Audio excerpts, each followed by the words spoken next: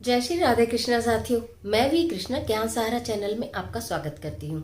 कैसे हैं आप? आपके अच्छे स्वास्थ्य और सुखद जीवन की मंगल कामना करती हूँ। आपके और अपने इष्ट देवों को कोटि कोटि नमन करते हुए, बड़ों को प्रणाम करते हुए वीडियो प्रारंभ करते हैं। साथियों, पुत्रदा एकादशी सन 2021 में कब है? इस व्रत को करने के नियम क्या है? ये व्रत क्यों किया जाता है? और इस व्रत वाले दिन यानी कि एकादशी वाले दिन हम ऐसे कौन से महा उपाय करें, ऐसे कौन से मंत्रों का जाप करें जिससे कि हमारी संतान की दीर्घायु हो, खुशहाली आए, और यदि घर में संतान नहीं है तो संतान की किलकारियां गूंजने लगे। आज की वीडियो में समस्त जानकारी लेकर आपके बीच में। तो चलिए झटपट वीडियो प्रारंभ कर लेते हैं, लेकिन उससे पहले चैनल पर नए आए हैं तो चैनल को सब्सक्राइब करना बिल्कुल मत भूलिएगा और बेल आइकन का बटन जरूर दबाइएगा, जिससे आने वाली सभी वीडियोस का नोटिफिकेशन आपको मिले सबसे पहले। साथियों, पुत्रदा एकादशी सन 2021 में 24 जनवरी में पुत्रदा एकादशी है। एकादशी का व्रत भगवान विष्णु को अति प्रिय व्रत है। एकादशी का व्रत करने से घर में संपन्नता आती है, डिप्रेशन दूर होता है, मनोरोग दूर होते हैं, खुशहाली आती है और संतान संबंधित सारी परेशानियां दूर होती हैं। वर्ष भर की एकादशी बहुत सारे लोग एकादशी का व्रत करते हैं। कहते हैं जिसने एकादशी का व्रत कर लिया भगवान विष्णु का प्रिय हो गया, मोक्ष की भी प्राप्ति होती है। भगवान विष्णु की विशेष कृपा उनके ऊपर होती है जो एकादशी का व्रत करते हैं। पुत्रदा एकादशी, जिनमें से हर एकादशी का वैसे विशेष महत्व है। हर एकादशी एक अलग नाम से ही बुलाई जाती है, हर एकादशी पर एक अलग ही महत्व है। इस बार की जिस एकादशी की मैं बात कर रही हूँ वो पुत्रदा एकादशी है। एकादशी का व्रत करने के कुछ नियम हैं। सबसे पहले नियम की बात कर लेते हैं, फिर हम उपायों की बात करेंगे और फिर हम मंत्रों की बात करेंगे। अंत तक वीडियो में मेरे साथ जरूर बने रहिएगा। मैं हूँ वी कृष्णा, आपकी होस्ट, और आप देख रहे हैं मेरा और अपना दोनों का यूट्यूब चैनल ज्ञान सहारा। तो बात करते हैं सबसे पहले नियम। वैसे तो एकादशी का जो व्रत है वो निर्जला ही रखा जाता है। अगर आप निर्जला रख सकते हैं तो बहुत अच्छी बात है। अगर स्वास्थ्य उत्तम है और आप में सामर्थ्य है तो निर्जला व्रत रखिए, अदरवाइज फलाहार का व्रत रखा है। फलाहार में आपको क्या करना चाहिए? फल और जल, ये दूसरा है। पहले तो आपको या तो निर्जला रखो, उससे तो उत्तम कुछ है ही नहीं, और अगर निर्जला नहीं रख सकते हैं, आपका स्वास्थ्य ठीक नहीं है, आप वर्किंग हैं, तो आपको फलाहार, फलाहार का क्या मतलब? फल का आहार लेना है, यानी कि फल खाने हैं और जल पीना है।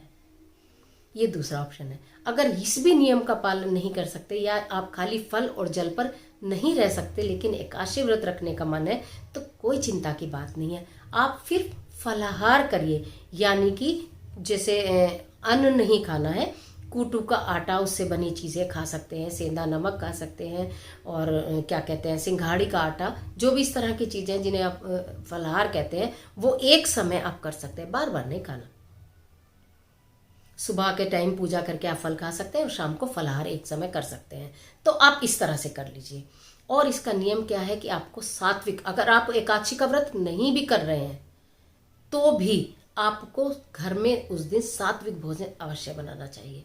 कोशिश ये करें, महिलाएं तो खुद घर की स्वामी नहीं है, घर में लहसुन और प्याज एकादशी के दिन बिल्कुल ना बनाएं। चावल तो नहीं बनाते, आपने पहली वीडियो में भी देखा, आप स्वयं भी ज्ञानी है कि चावल तो एकादशी के दिन नहीं खाए जाते हैं, तो ज़्यादातर घरों में नहीं बनते हैं। जिनके यहाँ बनते हैं तो कोशिश करें एकादशी के दिन चावल ना बनाएं, और बन गए हैं तो उन्हें ना खाएं।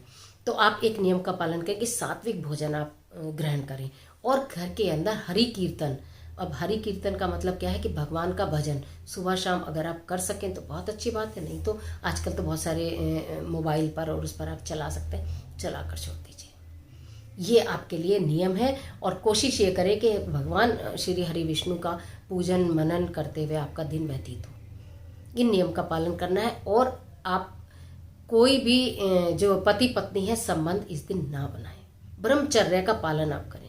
एकादशी के दिन मैं बताया, आप चाहे व्रत रखते हैं या नहीं रखते हैं, व्रत रखते हैं तो आपको किस तरह रहना, नहीं रखते हैं तो भी सात्विक भोजन अपने घर के अंदर बनाएं, ब्रह्मचर्य का पालन करें और भगवान का स्मरण करें, तो भी आपको पुण्य की प्राप्ति होगी। अब ये पुत्रदा एकादशी है, ये भगवान श्री हरि विष्णु ने आपकी संतान की खुशहाली के लिए और उनकी प्राप्ति के लिए, यदि किसी के घर में संतान नहीं है तो कहते हैं पुत्रदा एकादशी का व्रत पति पत्नी यदि दोनों रख के पूजा करते हैं तो संतान की निश्चित प्राप्ति होती है।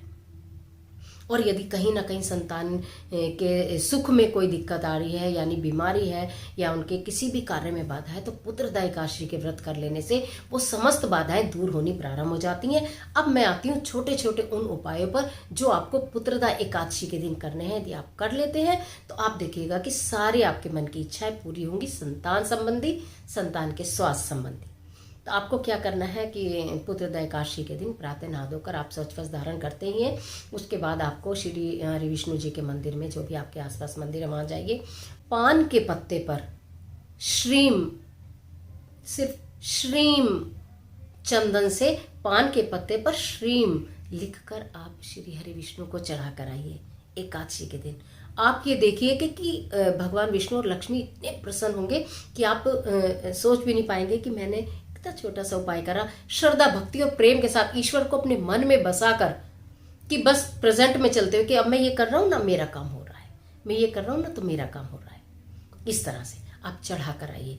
और उसके बाद यदि संतान की बीमारी से आप थोड़ा बहुत परेशान है, कभी बार बहुत सारी दिक्कतें परिवारों में होती हैं, तो आप ना जरूरतमंदों को भोजन कराएं या 7 कन्याओं को आप समक के चावल की खीर खिलाएं। क्योंकि चावल मत बनाइएगा, समा के चावल जिन्हें हम फलहार में यूज करते हैं, आप वो नहीं जानते तो मखाने की खीर बना लें, साबूदाने की खीर बना लें, किसी भी चीज की खीर बना के 7 कन्याओं को खिलाइएगा। अगर श्री हरि विष्णु के मंदिर जाकर शिवलिंग पर गेहूं और चावल भी आप अर्पण करते हैं तो उससे आपके घर में धन धान्य की वृद्धि होती है।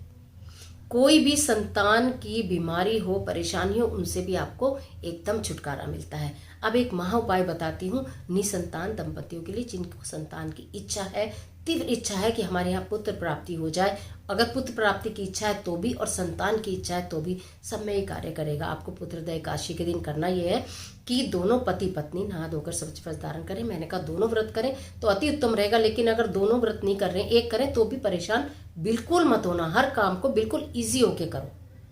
ऐसा नहीं है कि अगर दोनों करेंगे तो नहीं होगा, हो जाएगा, हो जाएगा। मन में विश्वास रखो। कहने का मतलब है दोनों करें तो बहुत उत्तम, नहीं तो एक कर ले तो भी कोई बात नहीं। पीले फूलों की एक माला लेकर जाइए, चंदन लेकर जाइए, श्री हरि विष्णु को पीले फूलों की माला बनाइए और चंदन का तिलक लगाइए।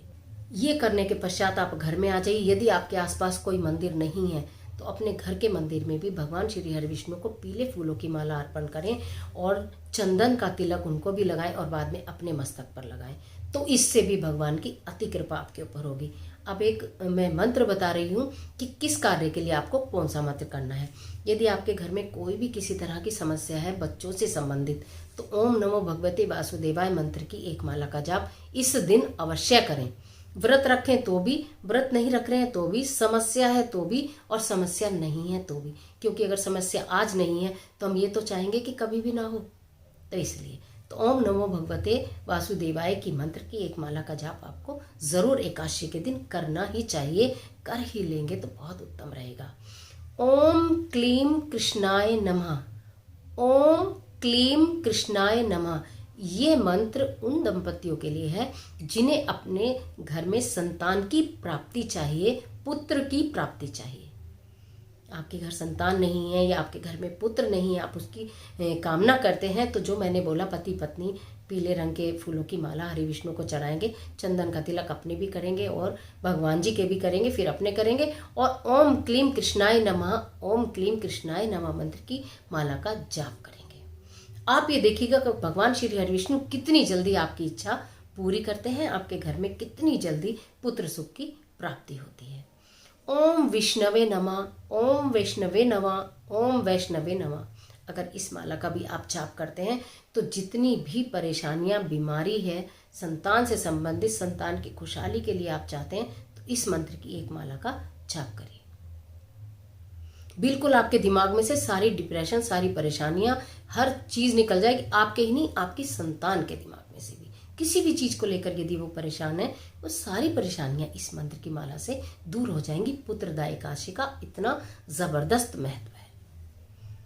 ये जो मंत्र मैंने आपको बताए हैं मैं डिस्क्रिप्शन बॉक्स में भी दे दूंगी, जिससे कि आप उसमें से देख भी सकते हैं। 3 मंत्र मैंने यहाँ पर आपको बताए हैं, ओम नमो भगवते वासुदेवाय और ओम क्लीम कृष्णाय नमः, ओम विष्णवे नमः, ओम विष्णवे नमः। ये 3 मंत्र हैं, अलग अलग चीज़ों के लिए हैं, तो इसमें आप उसी अकॉर्डिंग आप मंत्र का जाप कर लीजिएगा।